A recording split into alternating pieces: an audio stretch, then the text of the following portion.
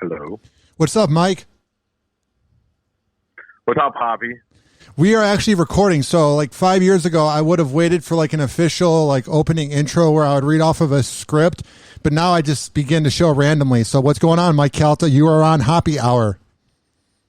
I'm glad you know that I've never listened to the show, so I wouldn't know what you did now or 5 years ago. I want to ask you about that because I don't want to make it about me because I'm interviewing you, but I feel like you don't listen to my work because it would like ruin our friendship. I feel like it's kind of like a family member that doesn't want to hear what their nephew's doing. I kind of feel like it's the same way with my podcast. It's weird. It's true. If I listened and talked about it, what a chronic masturbator you were, I would never be able to shake your hand again. I assure you of that. Yeah, it's very weird. I was talking to a few people about this the other day. It's very unhealthy. I don't know if you have this with your life, but how much like my mom knows about me. Like if I were to have known everything that she knows about me, but it be coming from her on the radio, I would not listen. It's very weird. Yeah, you don't want to hear about that stuff. I would imagine if it would put it in reverse. Imagine if we were listening to a show hosted by your mother, and your mother was talking about getting laid all the time and trying drugs and drinking. You'd be like, wow, that person's really fucked. I curse? Yeah, you can say whatever the fuck you want. Oh, all right. So you'd be like, wow, that person's really fucked up. Then you realize that's probably what's happening when your mom listens to your show. She wants to be so proud of you because you're doing radio and you're doing all that stuff and you have your own show. But at the same time, she's listening to you talk about, all the stuff all the private stuff in your life, because radio people don't have the capability of keeping things private. We have to talk about everything. Yeah, because radio people often try to like have a private life, but I feel like that doesn't work out in the long run. Like you can keep kind of a private life, but you kind of have to also talk because you don't want to be a fake person. Howard Stern taught everybody that the key to success was being honest with your audience. And as a result of that, everybody has tried to be honest. And the more honest people are the ones that people appreciate more, except sometimes you realize after a while you can't control it anymore and you just start babbling away. When do you think you became really good at radio? Because you've been doing it for like 30 years now. Do you think it was when you first began like 14 years ago on The Bone? When do you think you really began to hit your groove as a radio host? I don't know. I'm not being humble. I don't know. I really feel like I'm lucky. I feel like I was in the right place at the right time, and I do a pretty good job. Like that's what I think. Like I think if I was an accountant or if I was a garbage man, I would still do a pretty good job no matter what I did. And fortunately, I've had a lot of success doing it. But I think when I was on Bubba's show in the early years, I was good. I was a good asset to that show. I think I was terrible when I did sports radio and when I did country radio. And then I think after a while, you kind of find your own groove and you do things the way you want to do it. And if it starts to become, if people listen to it, you're like, oh, I don't know, maybe I'm kind of good at this. But I never, ever feel like I'm super good at this. I just feel like I'm lucky. Well, what I think you do a really good job of is making your own brand and commanding respect, as Mike O says you do. Like, you're not known for working with Bubba in the 90s. You're known as Mike Calta. You're known as Cowhead from the Cowhead Show back 10 years ago. That's what I think you've done an excellent job at, is separating yourself from him. Well, you don't want to be tied to somebody else's success for the rest of your life. And I did get a great break by being on that show because the show was very popular. But then I realized after a while that I needed to break free if I ever wanted to be more successful than I was there. And fortunately, I knew eventually it was going to come to a head. Either I would get another job somewhere bigger and I'd leave, or I'd get fired. And I got fired first. But, I knew it was coming. So it wasn't a bad thing. And then I knew I was able at that point to start working on what I've always wanted to do, and that was to do my own show. So I heard you say on air, this may have been a year ago, I don't remember, but you were talking about when you got a one share and you were doing well at the AM sports radio, that you and your wife got a cake about the one share. Is it crazy to look back on that 15 years ago and realize that's what you thought was doing good back in like 2005? Well, it's funny because I don't think it was a one share, but it was definitely we were like, I think in fourth place. I think we were in fourth place men 18 to 34, which is ridiculous because that's like a no money slot. But that station had never been in the top 5 for anything, so that's why my wife made me a cake. And then the next cake she made me was when I got a 20 share with men. And just it's funny you bring that up because the ratings came out today, and I got a 19.6 share with men. And I looked at that and I was like, fuck, man, I was 4/10 away from a cake. So I missed those cake days. So I've had a few listeners ask me about it, and I just want to ask you because I don't really have an answer to it. Is there any talk like about MJ coming back to town? Like, are you nervous at all because he was a big name back in the day, or are you just pretty happy with your 19 share and just keeping on going? No, I mean, look, I'm not nervous about anything. I believe this market's saturated with, talented people. Some who have been here for a long time. Some of the new guys that just got here. I mean, you're always going to be aware of your competition, but I'm not nervous about anything. And most people like to shit on MJ, but MJ was dominant in this market for a long time. He had huge success in the business. And, I'm not worried because I also feel like we do 2 different types of radio and we attract 2 different audiences. And there's plenty of people here for everybody to survive, but no, I'm not nervous at all. What, if a person were to ask you about your show and ask what your audience is like, how would you explain to your how would you explain to that person what your audience is like? I gotta tell you, first of all, before I answer that question, I'm very proud of you that you're so prepared for this interview. I literally don't have any prep. I've just been thinking about this all day long, and I've gotten better at it. This is better than when we did that interview. We did 2 rounds of it, and it was the same crap when we were recording at work, and the dove was playing over it. Man, you were very patient with me. I did want to choke you to death, though. Wait, I forgot the question now. What was the question? If you were to explain to a person that hasn't heard your show what your audience is like, what would you say your audience is like? I don't know. I mean, in my head, I would think that at one point they were beer drinking, college kids. But then I go out there and I meet them, and they're older dudes and women and black guys and black girls and Hispanic guys. There's no screenshot of what the audience looks like. The one thing I'm most proud of about the show is that nobody ever expected us to have women listening to the show. I think because we were a little dirty in the beginning, they all thought that guys would come and women would leave. And that was a good thing for the company because the women could go to 97X or to Magic or the other stations, but we would get the guys. Then all of a sudden we started getting calls from women all the time. And I think it was because, even though we did jokes and we made fun of everybody and all that, but we were respectful to women and we genuinely wanted them to listen to the show. And I think that they could tell, and women started to like the show. And now we got a huge women audience, and I'm really proud of that because nobody ever expected that to happen. What do you think was the one thing you guys changed that brought in more women listeners? Everybody wants to call me a shock jock, and it's such a horrible term. They say shock jock because I guess some of the things that we did were shocking. I don't know what that was. I will go on record as saying I don't think we've ever done anything shocking. Everything Howard did was shocking. Everything Opie and Anthony did was shocking, and that was because nobody had ever done it before. By the time we started doing stunts, we were just trying to do something that hadn't been done before, but we didn't get dirty. We didn't get over the top. We didn't kill anybody. We just tried to have fun, and it came across as fun.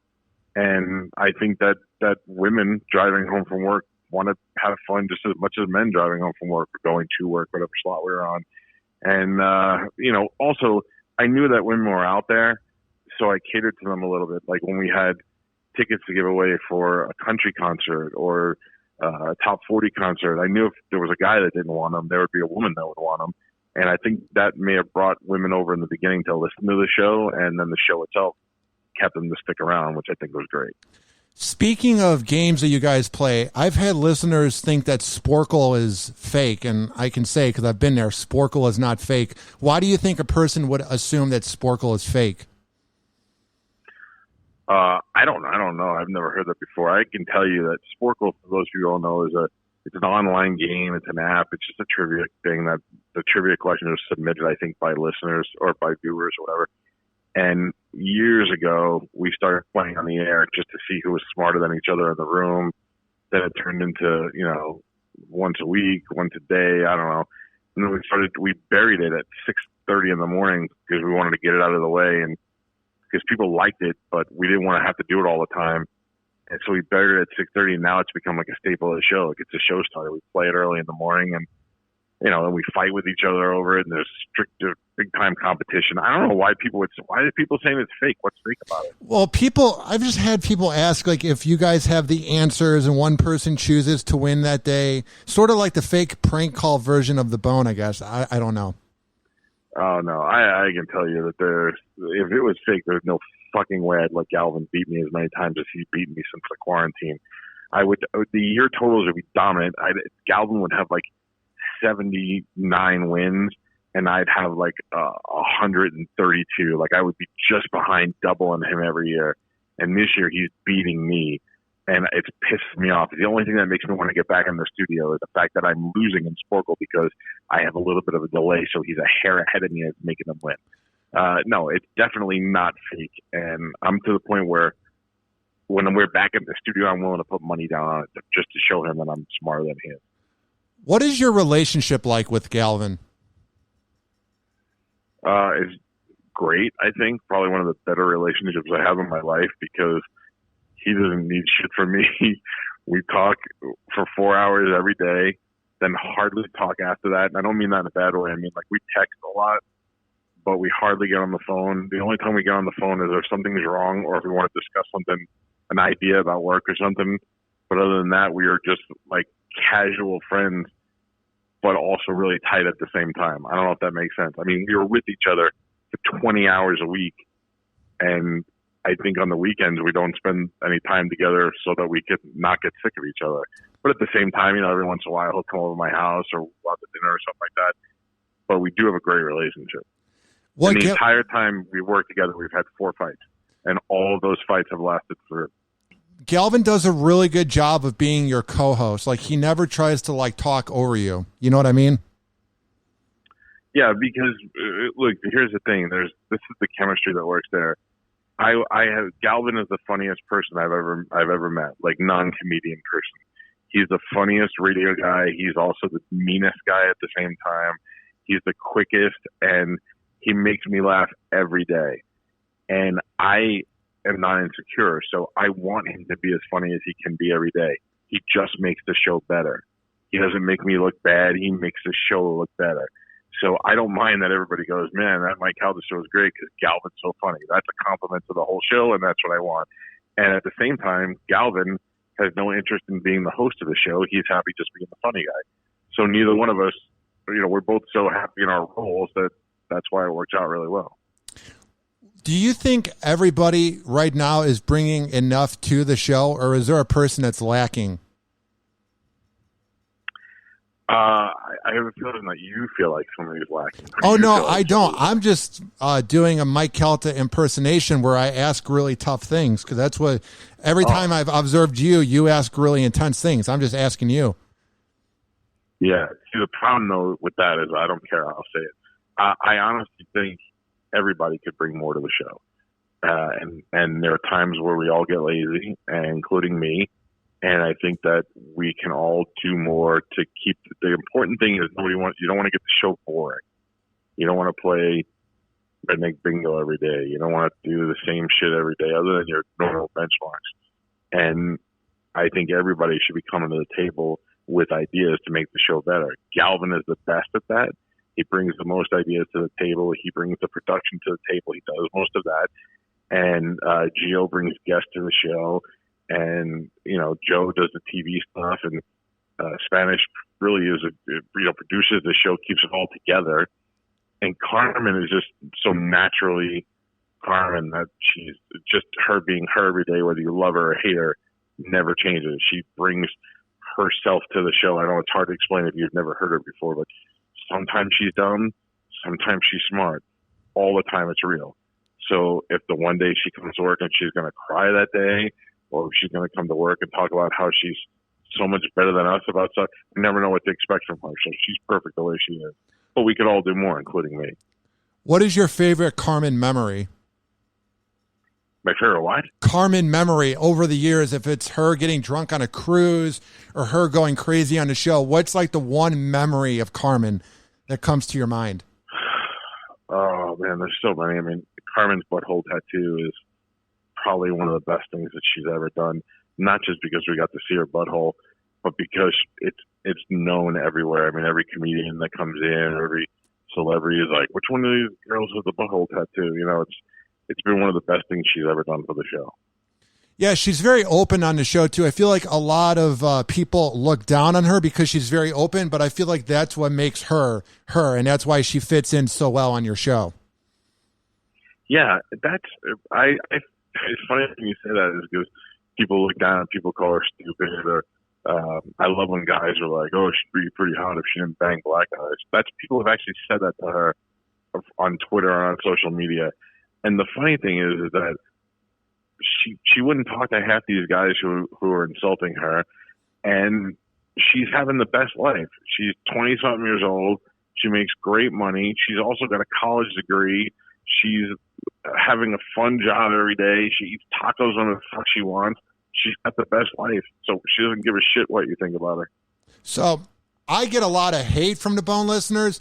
I also get a lot of love. People like Drew can bring in that factor where there's a lot of haters, but they listen, a lot of lovers, and they listen to Drew. Now, you're the main guy at the Bone, so you're the main figure at the Bone. So I feel like you get more love than hate, but do you just get a lot of mean messages as well? Because most of your social media comments are you saying that your show is great, but are there a lot of people that will message you that are very vicious towards Mike Calta?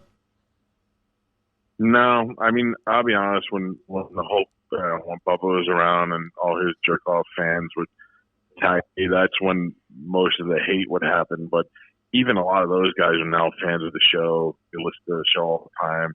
They were just caught in the middle of that war, and they felt like they had to pick a side.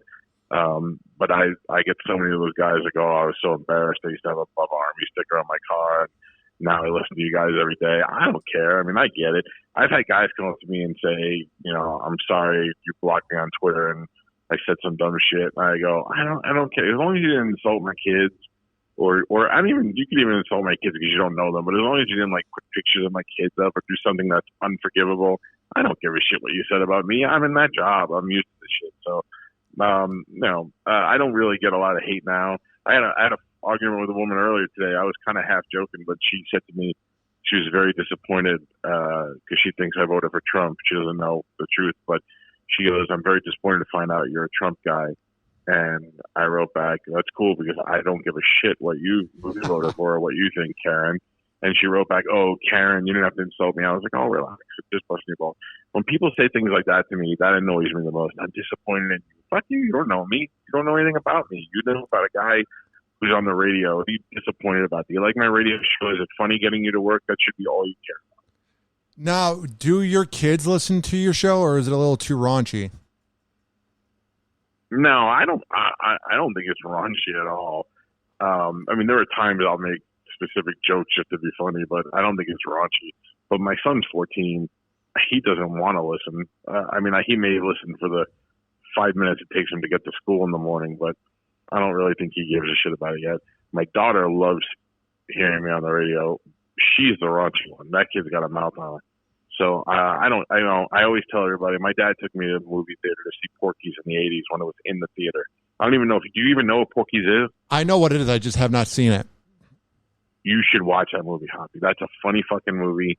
And it came out in the 80s, and it's all about it's a teenage sex movie where, it's all about seeing boobs and getting laid. And it's a typical 80s high school movie. And my dad took us to see it in the theater. And I tell people that because I don't do drugs. I've never been arrested. I've been successful.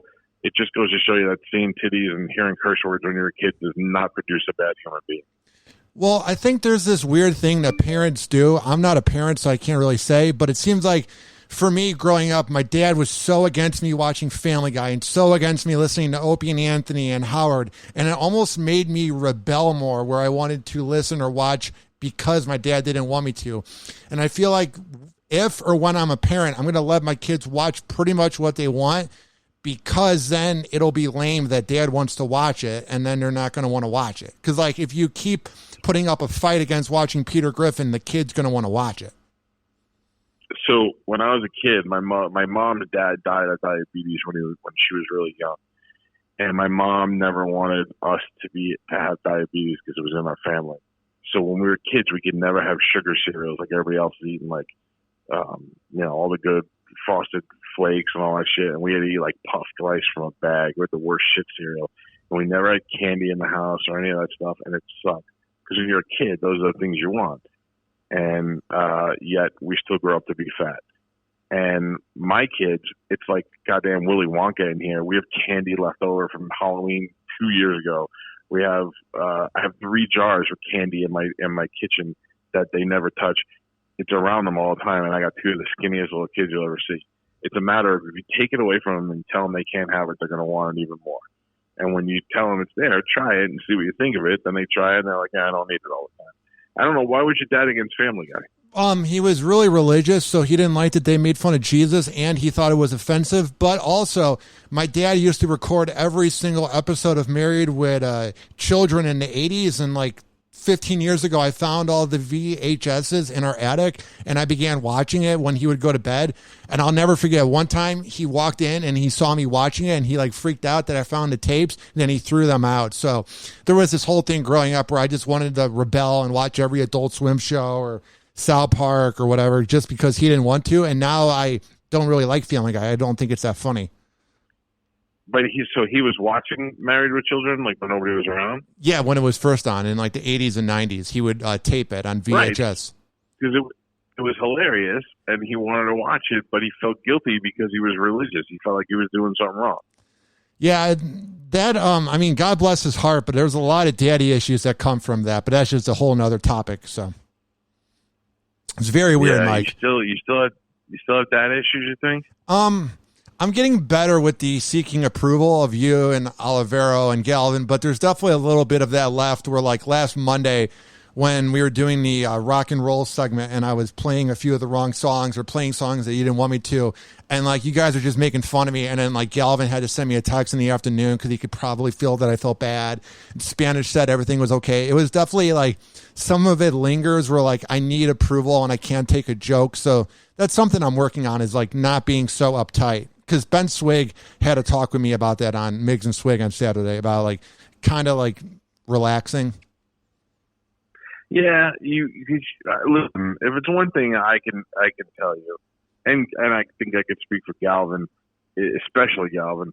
If Galvin's mad at you, you'll fucking know it. If you screwed something up and he's pissed off at you, you'll have no doubt in your mind that he's pissed off.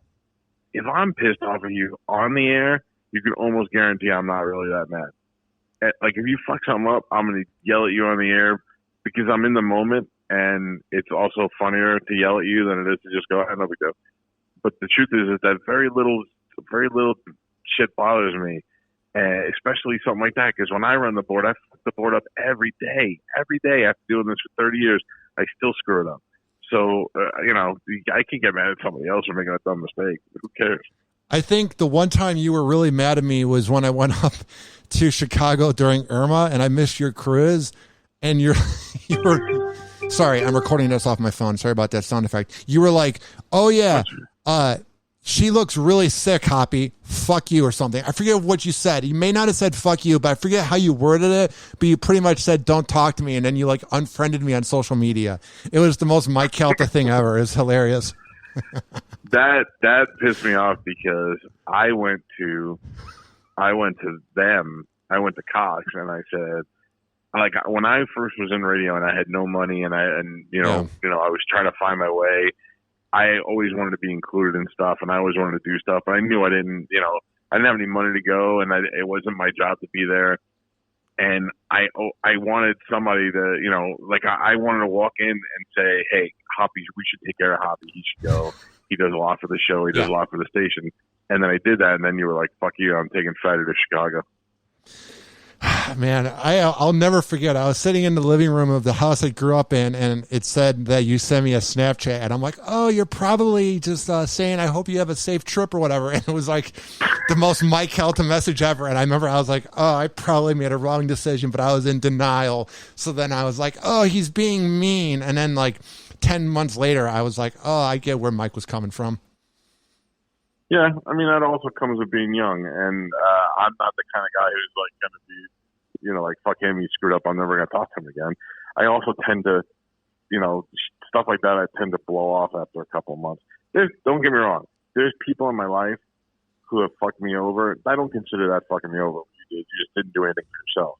But there are people who fucked me over or betrayed me or talked shit about me after, for one reason or another. And those people will always have a mental mark. I'll never forget them. Even if we're in the same building or we work for the same company or something, I will never forget what they did to me.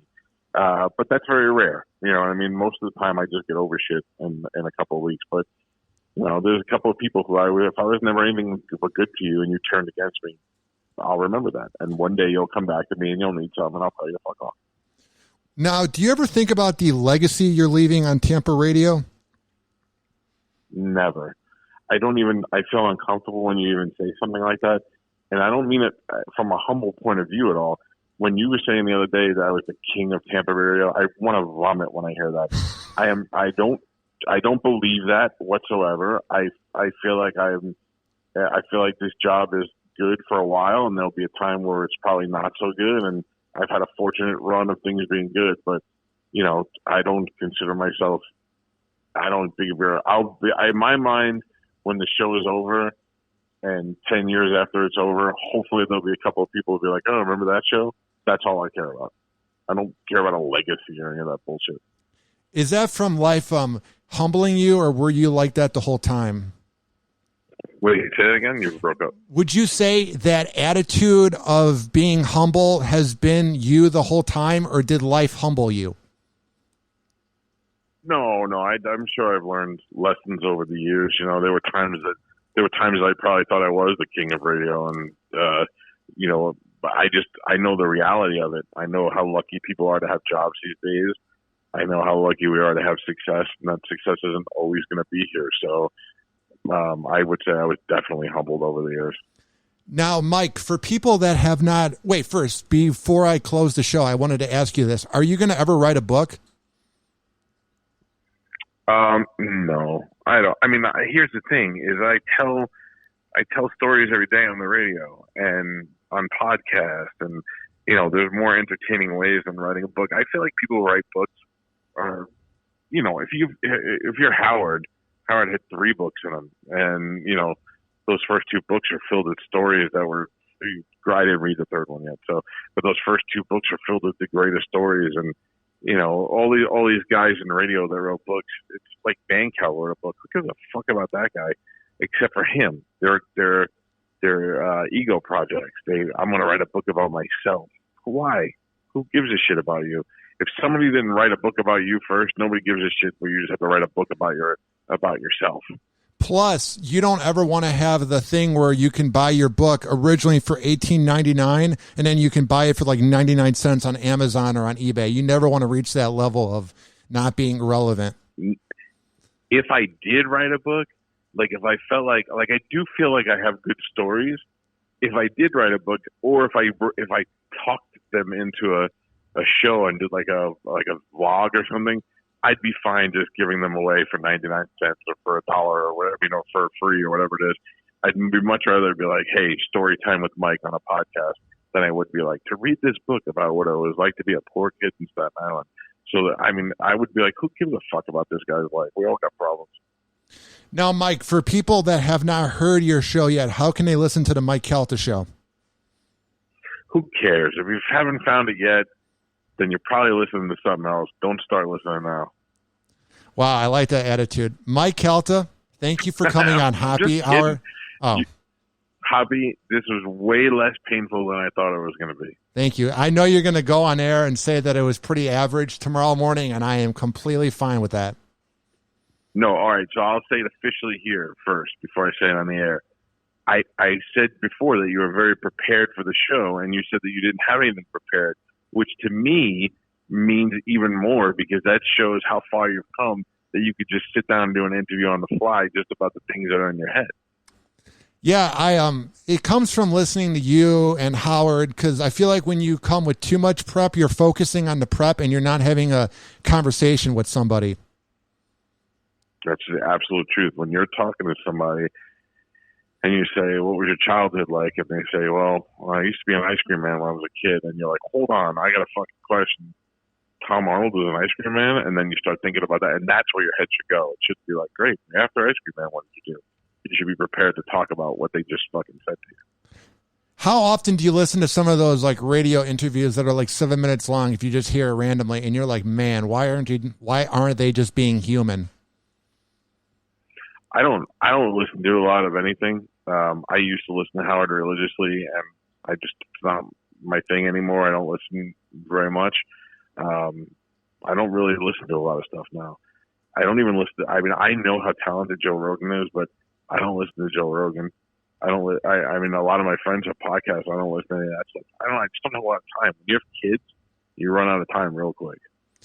What was the one moment when you first noticed that you didn't have as much time when you first had, or when Amanda first had Joey? Was there like a moment where you saw that time was just not as available?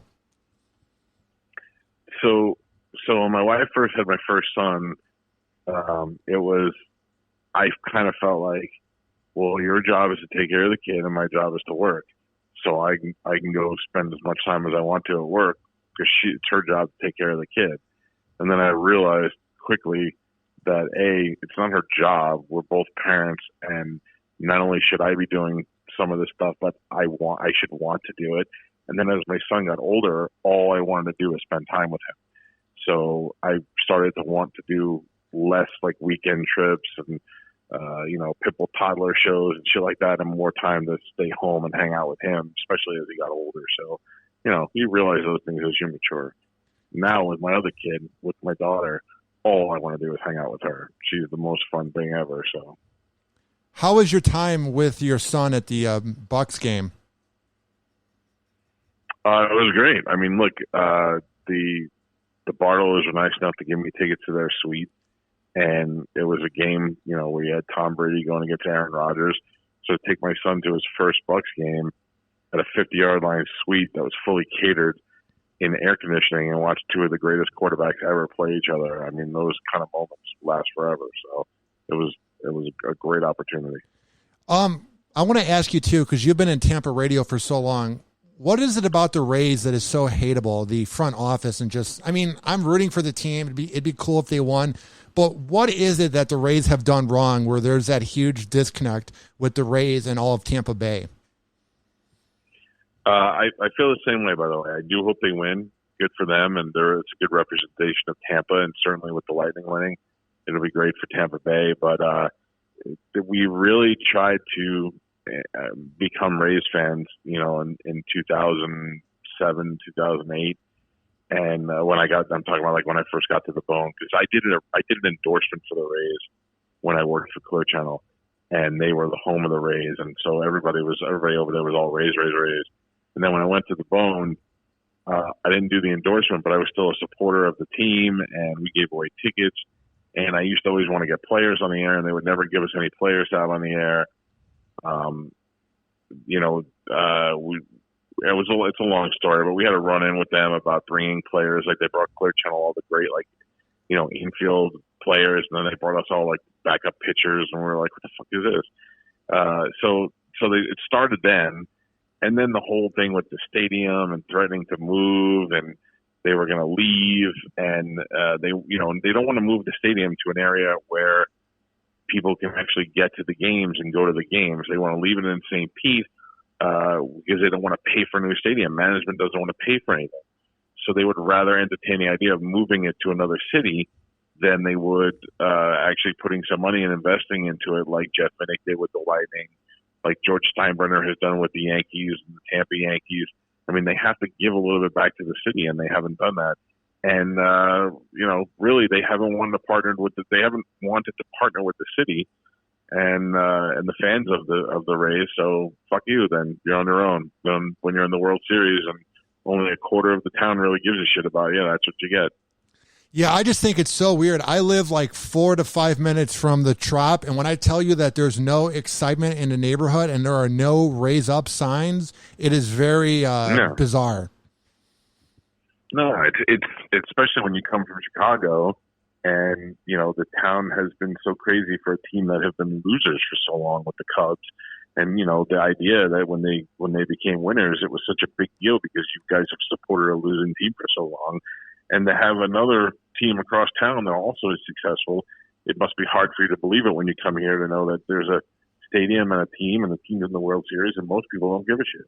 But at the same time, when you look at the Lightning, who, are playing 20,000 people every time they play at home, and, same thing, young team, newer guys, but the management has invested, into the city, has built up around the organization, cares about the people that go to the games. They build up the area around the stadium, and that's what you want in an owner. That's why you support them, because he gives back. It's a big difference. What was it like when the Buccaneers won 17 years ago? It was the greatest thing ever, because I had been a Bucs fan since I moved here in 1989, and they were shitty, and it was fun to have just them be a shitty team every year. You knew they were going to lose, they were going to suck, and then when guys like Sapp and Brooks and all them started coming in and making the team great, it was fun to watch them build up, and the coaches switch and the quarterback switch, and the next thing you know, we got the best defense in the league. It was a great story. It was great to watch them win. They definitely deserved it. Well, Mike, it's been a lot of fun having you on the show. I appreciate you giving me. Would you say it was fun? Yes, of course. I don't feel like you had fun. No, I feel like it was informative, but I don't feel like it was fun. No, you got to remember. I'm not recording in like a professional room. I'm in my small apartment that is getting renovated. So it looks better than it has the last 5 years, but it's dark in here. I have this little lamp light that's over my Rodecaster board, and my cat's licking herself, and my sex offender neighbor is yelling outside. So it's very weird to be talking to a major market radio person, and then I'm here in my apartment. Like, it's chaos in this place. You know what I'm saying? Even though it's... Can I give you a piece of advice? What's going on? Can I give you a real piece of advice? What's going on? Or a real piece of advice. Okay? I'm listening. If you said to me, what's that guy's name from California that you like? The radio guy? Woody. Right? You know what I'm talking about? What's the guy from California, the radio guy that you like? Are you saying Woody, the Woody Show? Yeah, Woody. If you were like, next week on the Hoppe Hour, I got Woody, I'd be like, I don't give a shit. But if you said to me next week on Hoppe Hour, I went and interviewed my sex offender neighbor, I would listen to that shit in a second. Dude, in a second. I might have to do that. If you went and you were like, knock, knock, hey, Roy, it's Hoppe from next door. Would you mind if I changed your name and did an interview with you about being a sex offender? I would listen to that in a fucking second. In fact, I promise you, if you do that, I'll replay segments of it on my show. I might do that. I might say, like, right. They're freaky. No, you like, Mike, you think it's cool to, like, it's weird. Like, they'll, like, wave at my car and that. Like, they're legit, like, out of their mind, man. It's freaky. Yeah, well, I don't understand why you live there. It's because it's cheap rent, man. Come on now. Beginning in radio. You can't live in the slums. You have to start thinking bigger. I know. Pete and I, when Pete and I were dirt poor, we lived in an apartment building that Evel Knievel lived in our building, Suzanne Summers lived in our building, two guys from the Rays lived in our building. I mean, that's where you got to put your head. You got to put your head. And I lived with Pete, so we split the rent, so it was cheaper. You need to find a good, solid roommate and live with that guy or girl. Sounds like a plan. I'll definitely have to figure that out. I'll try to interview my sex offender neighbors, and I say neighbors with an S. There's a lot of them, so it's a lot of opportunities. I will never listen to this show, not even the one that I was on, but I will listen to it if you get your sex offender neighbors on. I might have to do that, Mike Calta. I might have to. You should, if there's multiple ones, you should interview each one of your sex offender neighbors. Hey, are there any women? You got any women sex offenders? No, dude. These are like the scum of the earth looking. Like, they're like freaky. Are they like child molesters or rapists? Or are they just like guys who jerk off in the park? No, it's the scum of the earth. This is not jerking off at a park. This is like scum. All right. Well, I would still listen to that. I want to hear that. On that note, Mike Calta, thank you for coming on the show, man, and giving me 40 minutes of your time. It's been an honor, as I used to say. Happy. It has not been painful, I will tell you that. Thank you, sir. I appreciate it. Thank you for everything, Mike Calta. All right, pal. Good luck to you. All right. See you, man. See ya. And that was Mike Calta, who just called into Hoppe Hour. Now, if you're listening and this is the first time you've heard my show, all you got to do is go to every single podcasting app and search up Hoppe Radio, Hoppe Radio, literally every app, and then you can listen to Hoppe Hour. Hoppe. This is Hoppe Hour.